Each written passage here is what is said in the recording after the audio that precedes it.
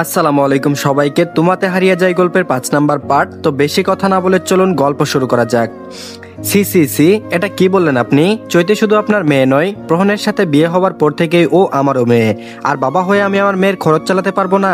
এটা কেমন কথা হলো? সর্দার সাহেব এবং রেদওয়ান চৌধুরীর মাঝে কথা বলে উঠল প্রহন। ওনাদের পাশ দিয়ে যাচ্ছিল সে, কথাগুলো কানে আসতে কিছু বলার প্রয়োজন বোধ মনে করলো সে। তারপর বলল, পিচ্চির সরি, চৈতির সবকিছু রেসপন্সিবিলিটি আমার। আমি যেহেতু তার হাজব্যান্ড, সেহেতু তার প্রয়োজনীয় সকল চাওয়া, ইচ্ছে, স্বপ্ন সব পূরণ করার দায়িত্ব আমার। সর্দার সাহেবের চোখের দিকে তাকিয়ে শান্ত গলায় প্রহন বলল, বাবা আপনি চৈতির পড়াশোনা ওর কিছু নিয়ে চিন্তা করবেন না, আমি আছি তো। প্রহনের আমি আছি তো কথাটা শুনে একরাশ প্রশান্তিতে বুকটা ভরে গেল সর্দার সাহেবের। নিশ্চিত হলেন তিনি, আমাদের রাজকন্যাটা সত্যি একজন সত্যিকারের রাজকুমার পেল। সর্দার সাহেবের সাথে চৈতি আর প্রহনকেও নিয়ে গেলেন। বাবার বাড়িতে যাবার কথা শুনে খুশিতে আত্মহারা চৈতি। পুরো একদিনকে তার পুরো একটা বছর মনে হয়েছিল। সে চেনা ভিটা, চেনা পরিবেশ, চেনা আপন মানুষগুলোর সাথে থাকবে। আহা, এ যে কত এক অন্যরকম শান্তি। চৈতিদের বাড়িতে না আসলে তো আসল চৈতিকে দেখতেই পারতো না প্রহন। ভাগ্যিস এসেছিল। প্রহন মনে মনে বলল, এত চঞ্চল এই পিচ্ছি, বুঝতেই তো পারিনি। চঞ্চল চৈতিকে দেখে প্রহন তার নতুন এক নাম রাখলো, চঞ্চলা হরিণী। আর এদিকে সূর্য মামা খেপেছে আজ, ভীষণ তার তেজ। ক্লান্ত বিকেল, আকাশ রক্তলাল, পরিযায়ী পাখিদের ছড়াছড়ি আকাশ জুড়ে। সাজবেলা ঘনিয়ে আসছে যে, সূর্য একটু অস্ত যাওয়ার প্রস্তুতি নিচ্ছে। একটু পরেই ধরিত্রী জুড়ে নিশীথের গাঢ় অমা নেমে আসবে। চৈতিদের বাড়ির ছাদে এক কোনায় দাঁড়িয়ে নিচের বাগানের দিকে তাকিয়ে আছে প্রহন। চৈতিকে হাসতে দেখছে, ছুটাছুটি করতে দেখছে, পেয়ারা গাছের ডালে বসে পেয়ারা খেতে দেখছে। মুক্ত পাখির মতো উড়ে বেড়াচ্ছে মেয়েটা। প্রহন একটা দীর্ঘশ্বাস ফেলে আকাশের দিকে তাকিয়ে কিছু হিসেব নিকেশ করতে ব্যস্ত হয়ে পড়ল। আর এদিকে জুনাইদা বলছে, এই মেয়েকে নিয়ে আমি আর পারলাম না। কোথায় জামাইয়ের আশেপাশে থাকবে, কখন কি প্রয়োজন তা দেখবে, তা না করে মেয়ে লাফিয়ে লাফিয়ে বেড়াচ্ছে। কথাগুলো বলতে বলতে রান্নাঘর থেকে বেরিয়ে আসলেন জুনাইদা, হাতে বরাবরের মতোই 1 কাপ চা। সর্দার সাহেব বাজারে যাওয়ার জন্য তৈরি হচ্ছিলেন। মেয়ের জামাই আসছে, অনেক কেনাকাটা করতে হবে। জুনাইদা চায়ের কাপটা সর্দার সাহেবের হাতে দিয়ে বললেন, চৈতির কাণ্ড দেখেছেন? চায়ের কাপে চুমুক দিতে দিতে সর্দার সাহেব প্রশ্ন করলেন, কি করেছে আমার আম্মা? জুনাইদা বেগম বললেন, বাড়িতে আসার পর শাড়ি বদলে সেলোয়ার কামিজ পরে ছুটে বেড়াচ্ছে। এই মেয়ের যে বিয়ে হয়েছে, স্বামীর সাথে বাবার বাড়িতে বেড়াতে আসছে, সেই খেয়াল কি আছে? সর্দার সাহেব বললেন, আহ জুনাইদা, আমার মেয়ের এত সব মাথায় নিয়ে ঘোরার বয়স হয়নি, তুমি একটু নিরিবিলিতে ওরে বুঝাইও। জুনাইদা সর্দার সাহেবের দিকে এক নজর তাকিয়ে চলে গেলেন রান্নাঘরে। রূপা রান্নাঘরের দেয়ালে ঠেস দিয়ে দাঁড়িয়ে আছে। সিফা পেঁয়াজ কুচি করছে। 2 দিন ধরে রূপার শরীরটা ঠিক ভালো যাচ্ছে না। রূপাকে দাঁড়িয়ে থাকতে দেখে জুনাইদা চায়ের কাপে চা ঢালতে ঢালতে বললেন, বড় বউ একটু কষ্ট করে মা চৈতিকে ডেকে দাও না। রূপা বলল, আচ্ছা মা, আমি ডাকছি ওকে। রূপা রান্নাঘর থেকে বেরিয়ে আসার সময় প্রহনকে চোখে পড়লো, ছাদ থেকে নামছে। রূপাকে দেখে প্রহন বলল, পিচ্চিকে একটু ডেকে দিবেন ভাবি। রূপা মুচকি হেসে জবাব দিল, আমার ননদকে ছাড়া বুঝি মন টিকছে না? প্রহন বলল, আসলে তা না, একটু দরকার ছিল এই আর কি। রূপা বলল, আমি চৈতিকেই ডাকতে যাচ্ছি। রূপা সদর দরজা পেরিয়ে চলে গেল বাগানের দিকে। প্রহন চৈতির রুমের উদ্দেশ্যে পা বাড়ালো। আর এদিকে বাগানে এসে গলা উঁচু করে চৈতির নাম ধরে ডাক দিল রূপা, কিন্তু চৈতির কোনো সাড়া পেল না। বাগানের ভেতর খুঁজতে লাগলো, কোথাও পেল না চৈতিকে। বাগানে চৈতিকে না পেয়ে রূপা ভাবলো ছাদে আছে। পরক্ষণেই মনে হলো প্রহন ছাদ থেকে নেমে এসেছে, চৈতিকে ডেকে দিতে বলেছে। ছাদে থাকলে তো প্রহন ডেকে দিতে বলতো না, তাহলে মেয়েটা কোথায় গেল? একটু পরেই সন্ধ্যা হয়ে যাবে। রূপা জলদি করে বাড়ির ভেতরে চলে গেল।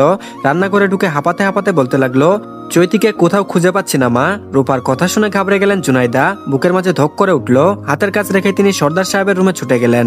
সহধর্মিণীকে এমন ভাবে ছুটে আসতে দেখে বসা থেকে উঠে সর্দার সাহেব জিজ্ঞেস করলেন, কি হয়েছে? জুনাইদা বেগম বলল, চৈতিকে কোথাও খুঁজে পাওয়া যাচ্ছে না। সর্দার সাহেব বলল, কি বাগানের ছাদে খুঁজে দেখেছো ভালো করে? গাছের উপর বসে নেই তো আবার? জুনাইদা বলল, বড় বউ গিয়েছিল চৈতিকে ডাকতে, কিন্তু ও কোথাও চৈতিকে খুঁজে পায়নি। বাগানের ছাদে কোথাও নেই। চিন্তার কপালে ভাঁজ পড়ল সর্দার সাহেবের। মাথায় হাত রেখে স্তব্ধ হয়ে বসে পড়লেন। জুনাইদা দ্রুত রুম থেকে বেরিয়ে গেলেন। জুনাইদার পিছনে পিছনে সর্দার সাহেবও গেলেন। জুনাইদা সবাইকে ডেকে নিয়ে গেলেন চৈতিকে খোঁজার জন্য। আজ যদি মেয়েটা নিজ থেকে লুকিয়ে থাকে, খুঁজে পেলে ঠাটিয়ে একটা চোর খাবে আমার হাতে। মনে মনে কথাগুলো বললেন জুনাইদা। বেশ খানিকক্ষণ খোঁজার পর ও চৈতির দেখা মিলল না। এত সময় পর চৈতিকে রুমে আসতে না দেখে রুম থেকে বেরিয়ে আসলো প্রহন। বাড়ি ফাঁকা, কেউ নেই। প্রকুচকে গেল প্রহনের। হঠাৎ করে সবাই কোথায় গেল? বাইরে থেকে চিল্লাচিল্লির শব্দ পেয়ে সেখানে যায় প্রহন। চৈতি বলল, আব্বু আমাকে গাছের উপর থেকে নামাও। আচমকা চৈতির গলার স্বর শুনে সবাই চুপ হয়ে যায়। সবার গাছের উপরে দেখতে থাকে। প্রহনের চোখ পড়ে চৈতি যে গাছে ঝুলিয়ে আছে সেই গাছের মগডালে। বিচলিত কণ্ঠে প্রহন বলে উঠল, পিচ্চি এত উপরে উঠছো কেন? শক্ত করে গাছের ডাল চেপে ধরো, ভয় পেও না। প্রহনের দৃষ্টি অনুসরণ করে সবাই চৈতির দিকে তাকালো। সর্দার সাহেবের বুকের উপর থেকে যেন ভারী পাথর সরে গেল। ফুস করে একটা নিঃশ্বাস ছাড়লেন তিনি। প্রহন নিচে থেকে চৈতিকে গাছ থেকে নামার কৌশল শিখিয়ে দিচ্ছে। সেনাবাহিনীর সদস্য হওয়ার ফলে এইসব ট্রেনিং তার নেওয়া হয়েছে। প্রহনের কথা মতো চৈতি মগডাল থেকে অনেকটা নিচে নেমে আসে। ভয়ে যান যায় অবস্থা। মনে মনে সে প্রতিজ্ঞা করে ফেলেছে আর জীবনেও এত বড় গাছে উঠবে না। গাছের গোড়ার কাছাকাছি আসতেই হাত ফসকে পড়ে যায় চৈতি। পড়ে যাওয়ার সময় গলা ফাটিয়ে বলে, মাটিতে পড়লেই মরে যাব আমি, আমাকে ধরো। চৈতির কথা সবাই বুঝে ওঠার আগেই ধপ করে মাটিতে পড়ে গেল। সবাই হতভম্ব হয়ে তাকিয়ে আছে চৈতির দিকে। সর্দার সাহেব ছুটে এলেন মেয়ের কাছে। বাবাকে দেখেই আহ্লাদে কেঁদে উঠল চৈতি। গাল ফুলিয়ে নাক টেনে টেনে কান্না করছে। প্রহন আরেক দফা অবাক হয়ে কান্নারত চৈতিকে দেখছে। সর্দার সাহেব পরম মমতায় চৈতিকে দাঁড় করিয়ে বুকের মাঝে শক্ত করে চেপে ধরলেন। একটু আগেই বয়ে যাওয়া ঝরে অশান্ত মনটা এক নিমিষেই শান্ত হয়ে গেল। মেয়ের কান্না থামাতে আদুরো গলায় বললেন, কিচ্ছু হয়নি আম্মা, কাঁদে না। চৈতি বাবার মুখের দিকে তাকিয়ে ঠুট ফুলিয়ে ডান হাতটা এগিয়ে দিয়ে বলল, কেটে গেছে। চৈতির কথা শুনে প্রহন হাত ধরে দেখতে লাগলো। সত্যিই হাতের কোনোই ছিঁড়ে গেছে, সেখান থেকে রক্ত বের হচ্ছে। জুনাইদা বেগম বলল, বেশ হয়েছে, বানরের মতো আরো গাছে গাছে লাফা। যা, নামলি কেন? গাছের ডালে রাতে থেকে যেতি, শয়তান মেয়ে। সর্দার সাহেব বলল, আহ জুনাইদা, আমার আম্মাকে আর চিল্লিও না তো, এমনিতেই হাতের কোনোই ছিলে গেছে, যাও বাড়ির ভেতরে যাও। জুনাইদা বেগম বলল, ছোট থেকে এই আপনার আশকারা পেয়ে পেয়ে এত বেপরোয়া হয়েছে, আদরে আদরে বাদর করে তুলেছেন। জুনাইদার কণ্ঠে যথেষ্ট রাগ। চৈতির দিকে চোখ গরম করে তাকিয়ে হনহন করে চলে গেলেন তিনি। তার পেছনে পেছনে রূপা আর সিফাও চলল। সর্দার সাহেব মুচকি হেসে প্রহনের দিকে তাকিয়ে বললেন, বুঝলে বাবা, এই মেয়ের জন্য তোমার শাশুড়ির বিরুদ্ধে যেতে হয় আমার, আর এত এত কথা মুখ বুঝে শুনতে হয়। মেয়ের রাগ সব আমার উপর ছাড়ে। আর এদিকে ঘড়ির কাঁটায় তখন সন্ধ্যা 7:25। চৈতির ডান হাতের কনুয়ের রক্ত পরিষ্কার করে বেশ দক্ষ হাতে ব্যান্ডেজ করে দেয় প্রহন। বিছানায় আদশোয়া হয়ে বসে আছে চৈতি। তার পাশে বসে মোবাইলে কিছু একটা করছে প্রহন। টেবিলের উপর সাজিয়ে রাখা বইগুলোর দিকে চোখ পড়তে নড়ে চড়ে বসলো চৈতি। তাকে এত নড়তে দেখে প্রহন জিজ্ঞেস করলো, কি হয়েছে পিচ্ছি? চৈতি বলল, আমার আসলে বই পড়তে খুব ইচ্ছে করছে। প্রহন বলল, কোন ধরনের বই? চৈতি টেবিলের উপর রাখা বইগুলোর দিকে তাকিয়ে উত্তর দিল, পাঠ্য বই। প্রহন বলল, গল্পের বই ছেড়ে পাঠ্য বই পড়তেও কারো ইচ্ছা জাগে? বাহ, বেশ ভালো তো। কোন বিষয় নিয়ে পড়ছো নবম শ্রেণীতে? চৈতি বলল, সায়েন্স। প্রহন বলল, গুড স্টুডেন্ট, তাহলে একটা প্রশ্নের উত্তর দাও তো।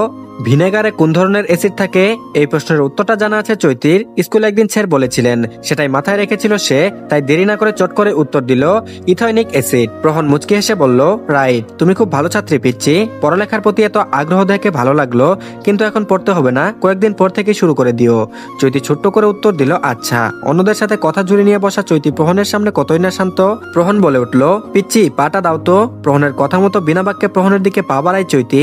পকেট থেকে একটা পাইল বের করে সযত্নে চৈতির পায়ে পরিয়ে দিয়ে প্রহন বলল, ভাবিদের দেখিয়ে দিও, এই পাইলটা তোমার হাজবেন্ড তোমাকে দিয়েছে। পাটা বড্ড খালি খালি লাগছিল, একটা পাইলের প্রয়োজন ছিল। হঠাৎ অভ্যস্ত জীবনের সব পাল্টে গেল। নিজের সাথে জড়িয়ে গেল অন্য কেউ, যার আশা কখনোই করিনি।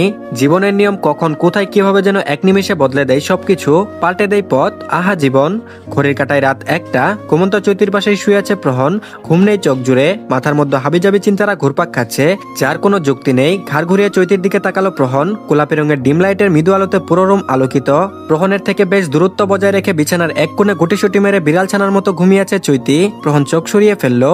কপালের উপর এক হাত রেখে চোখ বন্ধ করে ঘুমানোর চেষ্টা করলো, কিন্তু ঘুমপুরীরা যেন আজ শপথ করেছে কোনোভাবেই প্রহনের চোখে ধরা দিবে না।